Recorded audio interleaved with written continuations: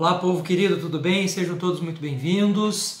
Eu sou o professor Júlio, sou neurocientista, sou proprietário de uma clínica aqui na cidade de Curitiba, onde nós trabalhamos com o desenvolvimento e com a correção de situações de aprendizagem, processos de aprendizagem e também toda a parte de saúde mental. Nós acabamos agora, ontem, o nosso simpósio sobre neurodesenvolvimento.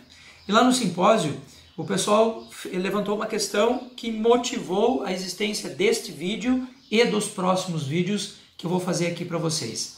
Alguém lá me perguntou assim: professor Júlio, nossa, que maravilha! Né? A gente passou por 3 encontros no processo do neurodesenvolvimento e agora eu consigo entender o que eu tenho que buscar para o meu filho, o que eu tenho que buscar para os meus alunos em relação à aprendizagem de uma forma geral e em relação à observação do que está e do que não está bem numa criança.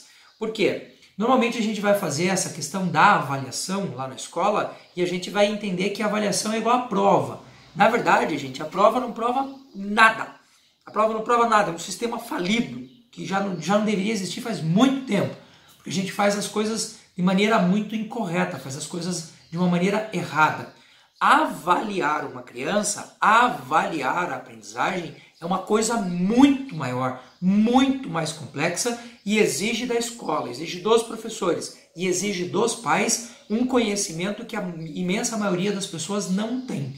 Por isso eu resolvi gravar esse vídeo para fazer uma introdução e a partir dessa introdução você poder acompanhar todos os processos, entender, todos os processos avaliativos aos quais o seu filho, o seu aluno deveria estar sendo submetido, mas na imensa maioria das vezes não está. Bom, esse canal está sendo, esse vídeo ele está sendo postado nos meus 2 canais.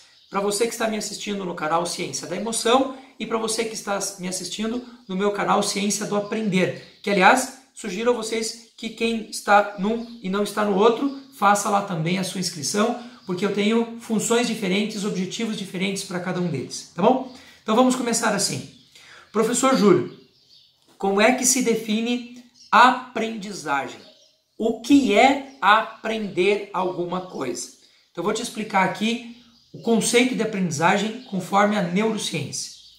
Aprender é adquirir qualquer coisa, absolutamente qualquer coisa, do ponto de vista cognitivo, que me permita transformar um comportamento. Vou repetir, a aquisição de qualquer processo cognitivo que mude um comportamento. Então, se eu aprendi, imagine, entendi agora alguma coisa na área de uma disciplina específica, e este entender, ele não promoveu em você nenhuma mudança comportamental, para a neurociência isso não é aprendizagem. Isso vai entrar, vocês vão ver que eu vou explicar num vídeo específico sobre o que são as nossas memórias, como é que funcionam as nossas memórias, e você vai entender que a apreensão desse conhecimento por um tempo específico que não promova mudança de comportamento não serviu para nada. Olha, pensa comigo, eu vou te ensinar uma coisa agora. A hipófise fica no assoalho da célula túrcica do seu cérebro. Veja, você pode inclusive repetir o que eu acabei de mostrar para você, o que eu acabei de falar para você. A hipófise fica no assoalho da célula túrcica do seu cérebro. E aí você vai lá, tem uma pergunta na sua prova que diz assim: onde é que fica a hipófise? E você diz, no assoalho da célula túrcica. Eu pergunto para você, que diferença isso fez para a sua vida? Nenhuma, porque você não sabe o que é hipófise, se você não sabe o que é célula túrcica, se você não sabe o que é assoalho, não serviu para nada. E tem um monte de gente que está reproduzindo o conhecimento sem fazer a mínima ideia do que isso quer dizer para o cérebro. Então, via de regra, todo o processo de aprendizagem ele tem que ter uma mudança comportamental. Se não existir mudança comportamental, é mera memorização. Isso não é aprendizagem. Tá ok? Ah, meu filho está tirando nota baixa na escola. Pode ser que isso não signifique nada. Assim como o seu filho que está tirando 10 também não significa nada. Perfeito? Então, o que é aprendizagem? Aí nós vamos entender o que é aprendizagem. Para que você promova a mudança de comportamento, a sua mente, o seu cérebro, ele tem que fazer duas coisas. Primeira coisa, você vai construir novas redes neurais.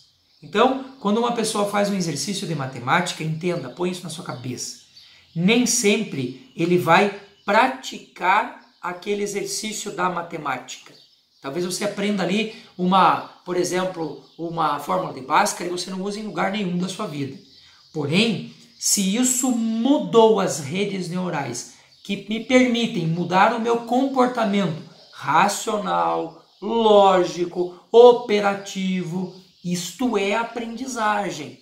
Entendeu? Olha, é importantíssimo isso. Pratiquei lá o exercício da matemática, mas eu nunca usei, nunca coloquei na minha prática pessoal isso. Mas isso promoveu mudança no meu comportamento, no sentido de eu estar agora mais ativo racionalmente, mais inteligente racionalmente. Eu fiz ali um trabalho que interessa para a aprendizagem. Então, olha, se eu tenho redes neurais, né, sendo multiplicadas, eu tenho aprendizagem. Está claro?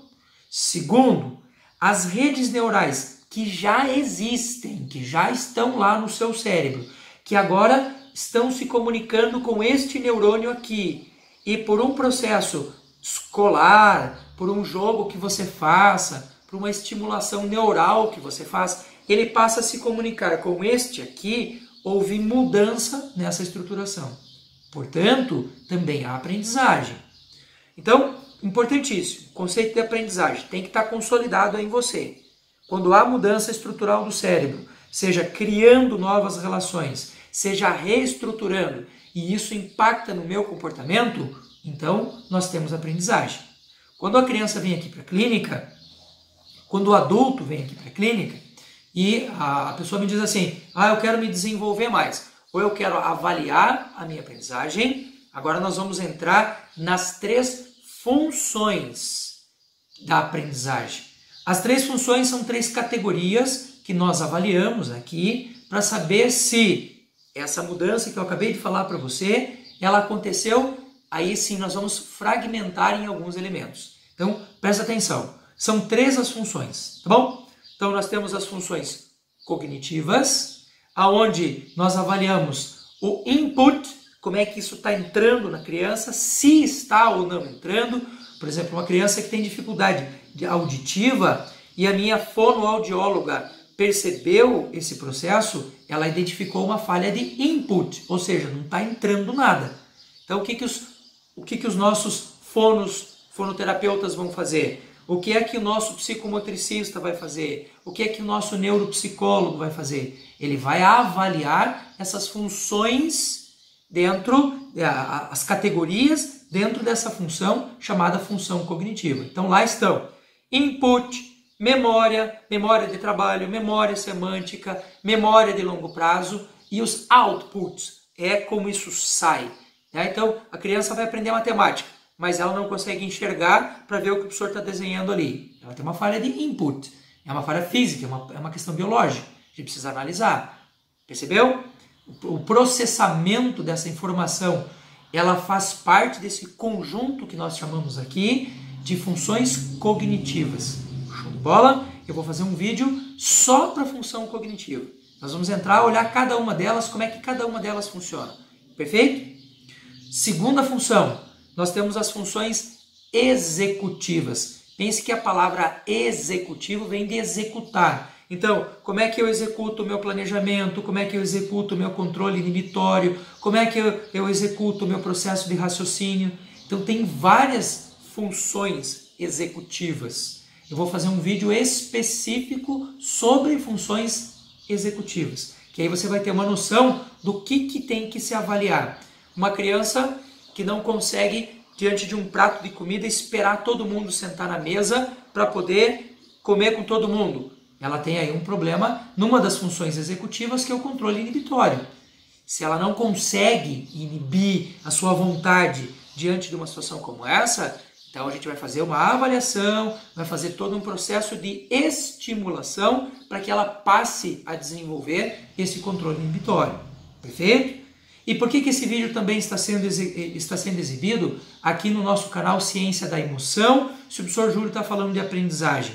Porque a terceira função é a função conativa, que vem lá do conatus. Conatus, para quem quiser estudar um pouquinho, vem de um filósofo chamado Baruch Spinoza, e ele vai chamar a emoção de conatus, de energia, de vida. Por isso, as funções conativas, nas quais eu sou especialista, são as funções emocionais. Então, como é que eu sei, como é que eu avalio a emoção de alguém? Quando alguém diz assim, Júlio, eu quero ser inteligente emocionalmente, como é que eu sei que esse cara é ou não é inteligente emocionalmente? Percebeu? Então, as funções conativas são aquelas funções que têm a ver com a emoção, que também nós classificamos, avaliamos cada uma delas para entender se ela está ou não funcionando, se ela precisa ou não de desenvolvimento.